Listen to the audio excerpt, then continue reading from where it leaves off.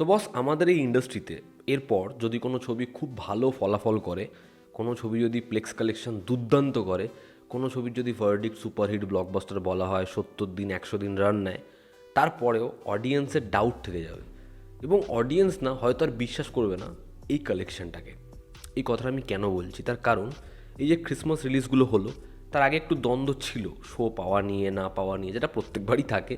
এবার সেটা এমন জায়গায় পৌঁছাচ্ছে ডে বাই ডে, সেখানে এই যে নিউ নর্মাল এরকম স্টেটমেন্ট দিয়ে দেওয়া, বা আগের ছবি যদি ভালো চলে থাকে তাহলে কেন ওটিটিতে বিক্রি হচ্ছে না, টিভিতে বিক্রি হচ্ছে না, বা প্যান্ডোরা বক্স খুলে দেব, বা হচ্ছে বক্স অফিসের যে নাম্বারটা সেটা সেই প্রডিউসার জানিয়েছে, রেটিং ম্যানুপুলেট করা হয়েছে, এরকম ধরনের যা যাবতীয় স্টেটমেন্ট এই কদিনে আমরা শুনলাম দেখলাম, সেটা সত্যি ভীষণ খারাপ একটা পিকচার সেট করছে। এবার এই যে কালেকশন ম্যানুপুলেট করা, এটা নিয়ে দুর্গাপুজোর সময় আমি কিন্তু কথা বলেছিলাম। আমি জানি শুরুতেই আমি বলে দিচ্ছি, বহু অডিয়েন্স এই কথাটা বলবে যে কালেকশন বাড়িয়ে বলা বা এই কর্পোরেট বুকিং করা, ফেক নাম্বার বলা, এটা তো আমরা বলিউড থেকেই শিখেছি, হিন্দি ছবি দেখেই আমরা শিখেছি, তখন তো বলো না। তো বস, আমি বারবার এটা নিয়ে কথা বলি এবং আমি এরকম কথা বহুবার বলেছি যে কোন ছবির কালেকশানে কতটা জল মেশানো এটা আর মেজার করা এখন সম্ভব নয়, সেটা এমন জায়গায় পৌঁছে গেছে। কিন্তু পার্থক্যটা বলিউডের সাথে আমাদের এখানেই, যে বলিউডে না ওয়ারএফের ছবি যখন ব্যাপক কালেকশন করছে, ম্যাডক এসে বলছে না এই কালেকশনটা ফেক কালেকশন, বা যখন ম্যাডকের ছবি ব্যাপক কালেকশন করছে ধর্মা এসে বলছে না এই কালেকশনটা ফেক কালেকশন, কেন ছবিটা বিক্রি হচ্ছে না, বা কখনো অন্য কোনো নতুন প্রোডাকশন হাউস এসে বাদবাকিদের নামে অ্যালিগেশনস দিচ্ছে না। কিন্তু আমরা তাদের 10 ভাগের 1 ভাগও নয়, এবং যে কালেকশনটা জেনারেট হয় হোল ইয়ারে সেটাও নয়, কিন্তু আমাদের মধ্যে যে খাওয়া খাই এবং হচ্ছে এই যে কাদা ছোড়াছুড়ি, সেটা তাদের থেকে 10 গুণ কি 20-30 গুণে পৌঁছে গেছে। আমাদের এখানে এক্সট্রা আরও কী হচ্ছে, ধরো আমাদের এখানে একটা ছবি আনার সময় একজন ডিরেক্টর, একজন অ্যাক্টর, একজন প্রডিউসার, তারা নিজেদের ছবি আনছে যখন, তারা সবাই এক হয়ে সেই ছবিটা নিয়ে কথা বলছে, সেই অ্যাক্টরের সাপোর্টে কথা বলছে, বা সেই প্রোডাকশন হাউসের সেই ছবিটা রিলিজের সময় কথা বলছে। কিন্তু পরক্ষণেই হয়তো সেই প্রডিউসার অন্য কোনো ডিরেক্টরের সাথে কাজ করছে, আবার ফেস্টিভ মোমেন্টে সেই অ্যাক্টর বিপরীত দিকে আছে, তখন তারা প্রত্যেকে অ্যান্টি হয়ে যাচ্ছে। মানে 3 মাস আগেই যেই অ্যাক্টরের, যেই প্রোডাকশন হাউসের, যেই ছবির সম্পর্কে ভালো ভালো বলছিলাম, আজকে তারা সবাই খারাপ। আবার কালকে যখন তার সাথে ছবি করব, আগের যা বলেছি বস ভুলে যাও, আজকে এ ভালো। আবার পরশু দিন যখন এমন হবে, যখন আমরা অ্যান্টি বা অন্যই একটা প্রোডাকশনের ছবি আসছে, তখন তারা সব খারাপ। ফলে অডিয়েন্সের কাছে, তার মধ্যে আমিও পড়ি, পুরো গুলিয়ে যে কে কখন কার সাপোর্টে কি বলছে। আমাদের এখানে যখনই বড় ছবি ফেস্টিভ মোমেন্টে আসে, তখনই একটা কথা পরিষ্কার শোনা যায় যে বাংলা ছবিকে সাপোর্ট করো, আমার ছবি শো পাচ্ছে না। এবং এই যে শো না পাওয়া, এটা কিন্তু প্রত্যেকটা ছবি যখন কোনো একটা ফেস্টিভ মোমেন্ট, দুর্গাপুজো হোক, বড়দিন হোক, গরমের ছুটি হোক, যেই সময় আসে তখন কিন্তু এই কথাটা পরিষ্কার শোনা যায়।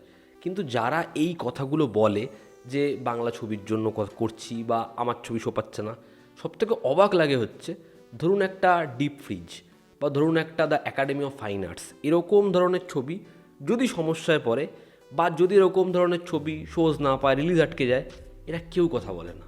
এরা তখন কেউ বলে না যে ওটাও বাংলা ছবি, ওই ছবিটা রিলিজও দরকার। কিন্তু যখনই বড় ছবি বা নিজেদের ছবি আসতে যায়, সমস্যায় পড়ে, তখন সেটা বাংলার সমস্যা। এই যে স্ক্রিনিং কমিটি, সেটার যে সমস্যা, সেটা একটা অন্য সমস্যা, কিন্তু কীরকমভাবে অ্যালাইন হচ্ছে দেখুন। স্ক্রিনিং কমিটিতে কি বলা হচ্ছে যে 11টা ফেস্টিভ মোমেন্টে, যারা বছরে 2টো করে ছবি করবে যে প্রোডাকশন হাউস, তারা ফেস্টিভ মোমেন্টে শো পাবে, এবং আরও কিছু শর্ত আছে, তারাই প্রাইম টাইমে শো পাবে।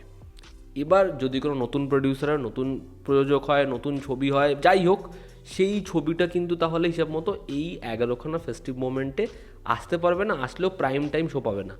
এবার খুব ভালো করে বিষয়টা বুঝুন, 12খানা তো মাস, তার মধ্যে 11টা ফেস্টিভ মোমেন্ট, পড়ে থাকে একটা মাস, বা যদি সেখানে 3 সপ্তাহ আমি ছেড়েও দিলাম, ফেস্টিভ মোমেন্টের পর নর্মাল টাইম আমি রিলিজ করলাম, এমনিতেই অডিয়েন্স আমাদের এখানে বাঙালিরা ফেস্টিভ মোমেন্টেই একটু ছবি দেখতে যায়। সেখানে অড টাইমে আমি ছবি আনবো প্রাইম শোয়ের জন্য, আমার ছবিটা তো হাইলাইটিং পয়েন্টই হবে না। সেখানে যদি কেউ এই স্ক্রিনিং কমিটির অ্যাগেইনস্টে কথা বলে এবং তার যদি বড় প্রোডাকশন থাকে, তাকে বলা হচ্ছে তাহলে তুমি তোমার নিজের জায়গাটা ছেড়ে দাও। তো এই যে পুরো বিষয়টা, এটা কিন্তু যথেষ্ট প্রবলেমের। তার কারণ আজকে হিন্দিতে দিওয়ালির টাইমে, দিওয়ালির মতো স্লটে ম্যাডক যেমন এনেছে তাদের ছবি, ঠিক একইভাবে কিন্তু এরা নতুন প্রোডাকশন হাউস, যে হচ্ছে এর আগে মিউজিক প্রডিউস করতো, তার প্রোডাকশন হাউস থেকে এক দিওয়ানে কি দিওয়ানিয়াতের মতো ছবি এনেছে। এবার সেই ছবিটা রিলিজ কিন্তু কেউ আটকায়নি। এবার যখন সেই ছবিটা ভালো হোক খারাপ হোক যাই হোক, ছবিটা কিন্তু বক্স অফিসে ব্লকবাস্টার হয়ে বেরিয়ে গেছে। কিন্তু ওই যে প্রযোজনা সংস্থা, তারা কিন্তু এর আগে এরকম বাজেটের ছবি বানায়নি। ছবি খারাপ ভালো ছেড়ে দিন, কিন্তু তারা কিন্তু ওই স্কোপটা পেয়েছে, ওই জায়গাটা পেয়েছে। কিন্তু আমাদের এখানে বলেই দেওয়া হচ্ছে এই জায়গাটাই তোমাকে দেওয়া হবে না। তুমি যদি এই পুরো বিষয়টা পার্টিসিপেট না করো তাহলে তুমি একঘরে হয়ে যাবে। এবং একঘরে হওয়ার উদাহরণও আমরা এর আগে দেখে ফেলেছি। সাধারণ অডিয়েন্স এত কিছু ভাবতেই চায় না। আমি ভাই সিনেমা দেখি এন্টারটেন হতে, সেখানে সিনেমা রিলিজ হওয়ার নিয়ে এত দ্বন্দ্ব, এদের মধ্যে এত গোষ্ঠীদ্বন্দ্ব, এত কিছু আমার জন্য কী হবে? বাড়িতে বউয়ের সাথে ঝামেলা, অফিসে বসের সাথে ঝামেলা, এত ঝামেলা আমি পাবো কেন? নিউজ যে আর্টিকেলগুলো পাবলিশ হয় না, বাংলা ছবির এই দশা, এই ডিরেক্টর ওকে নিয়ে এরকম বললো, জ্বালিয়ে দিল নিজের বক্তব্যে, এরকম যে হেডলাইনগুলো দেয় যে কোনো নিউজ মিডিয়া, সেখানে গিয়ে শয়ে শয়ে আসা অডিয়েন্সের কমেন্টগুলো দেখবেন। শুধুমাত্র ওই ট্রেলারে কারা কারা কমেন্ট করছে সেটা না দেখে এরকম ধরনেরও কিছু কমেন্ট দেখবেন আপনি খুব পরিষ্কার বুঝতে পারবেন যে সাধারণ মানুষ এত কমপ্লেক্সিটি বুঝতে চায় না। এবার কালেকশন নিয়ে মানে যেটা বাকি ছিল হওয়া, সেটা নিয়ে যে নোংরামিটা হয়ে গেল, তারপর অডিয়েন্সের কাছে পিকচারটা খানিকটা এরকম, আচ্ছা তাহলে 2 বছর আগে এই প্রোডাকশন হাউসের যে ছবিগুলো এসেছিলো তাহলে সেই কালেকশানগুলোও ফেক, ওই নায়কের যে ছবিগুলো এসেছিলো তার কালেকশানও ফেক, হায়েস্ট গ্রসার হওয়া এই ছবিগুলো এদের কালেকশানগুলোও জল মেশানো। ফলে আর কোনো কালেকশানকে, কোনো নাম্বারকে অডিয়েন্স ভ্যালুই দেবে না। আচ্ছা তাহলে ওটাও বোধহয় হিট নয়, তাহলে ওটাও বোধহয় চলেনি। এর পরবর্তীতে এগুলো আরও বাড়তে থাকবে। তার কারণ এমন একটা জায়গায় নিয়ে গেল এরা প্রতিনিয়ত নিজেদের স্টেটমেন্ট দিয়ে যে এবার আপনি কোনটা সত্যি কোনটা রিয়ালিটি এটা আপনি বুঝতেই পারবেন না। আমি একটা কথায় ভীষণ বিশ্বাস করি, সেটা হচ্ছে নিজেদের সমস্যা মাঝে মাঝে না নিজেদের মধ্যে, চার দেওয়ালের মধ্যে রাখতে হয়। সবসময় সেটাকে স্বরাষ্ট্র করতে নেই। এবার যখন সেটা সবসময় স্বরাষ্ট্র হয়ে যাবে, তুমি নিজের 1 মাস আগে বলা কথা, 1 সপ্তাহ আগে বলা কথা, সেই কথাগুলোকে ডিনাই করতে পারবে না। আর আজকে সোশ্যাল মিডিয়ার যুগ, তোমার প্রত্যেকটা স্টেটমেন্ট, প্রত্যেকটা বাক্য কোট অ্যান্ড কোট ধরা রয়েছে।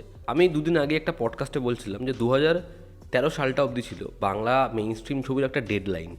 সেখানে যদি আমরা দেখি ভালো করে তাহলে দেখব 2013 সাল অবধি একটা হিন্দির ওয়েস্ট বেঙ্গল থেকে সবথেকে বেশি ব্যবসা করে যাওয়া ছবি, সেই যে অ্যামাউন্টটা, এবং একটা বাংলা ছবির ওয়েস্ট বেঙ্গল থেকে যে ব্যবসা করার অ্যামাউন্টটা, সেটা নেক টু নেক। একটু আগে পিছু হতে পারে, তবে প্রায় জিনিসটা কাছাকাছি। যেখানে বাংলা ছবির টিকিট রেট কম, কিন্তু সেই ছবিগুলোর যে ব্যবসা হচ্ছিল সেটা পরিষ্কার বোঝা যাচ্ছিল। তারপরে ভাবুন 14, 15, 16, 17, 18, 2-1 বার সেই উদাহরণ বাদ দিয়ে ম্যাক্সিমাম টাইম মানে 2023 অবধিও যে কালেকশানটা এসেছে সেটা হচ্ছে বাংলা ছবির কালেকশান ক্রমশ ডিক্রিজ করে গেছে, এবং হিন্দি ছবির কালেকশান সেটা টাকার ভ্যালুয়েশন ওয়াইজ সেটা সবসময় ইনক্রিজ করেছে। যেখানে 2024 আমরা দেখতে পেলাম যে চলো বাংলা ছবির কালেকশানে একটা বুস্ট আসছে, সেখানে অ্যাটলিস্ট কয়েকটা ছবি এমন ব্যবসা করেছে যেটার উদাহরণ দেওয়া যেতে পারে। এই যে বাঘের মুখে রক্তের স্বাদ পাওয়ার মতো, যে এবার অডিয়েন্সকে আরও পরিমাণে আনতে হবে।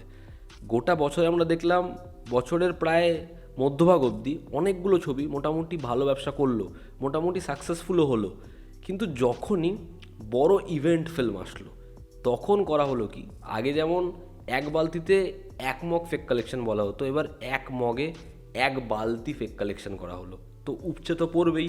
যখন উপচে পড়লো অডিয়েন্স এবার বিষয়টাকে আর মানতে পারলো না। এবার তখন থেকেই একের পর এক প্রশ্ন। ওই খাট্টা মিঠা সিনটা মনে আছে যখন সবাই মিলে একসাথে টেবিলে বসবে যে মে বাতাও তুনে কে খায়া, মে বাতাও তুনে কে খায়া, পুরো ওই সিনারিওটা আস্তে আস্তে প্রকাশ পেতে লাগলো। এবার সেটা যখন আসলো অডিয়েন্সের রিয়াকশান কী এবার। কিন্তু মজার বিষয়টা কি জানেন, ছবি রিলিজ হলো, কন্ট্রোভার্সি হলো, সমস্যা হলো, 1 মাস পর নিজের ছবির স্বার্থে এরা প্রত্যেকে এক হয়ে যায়।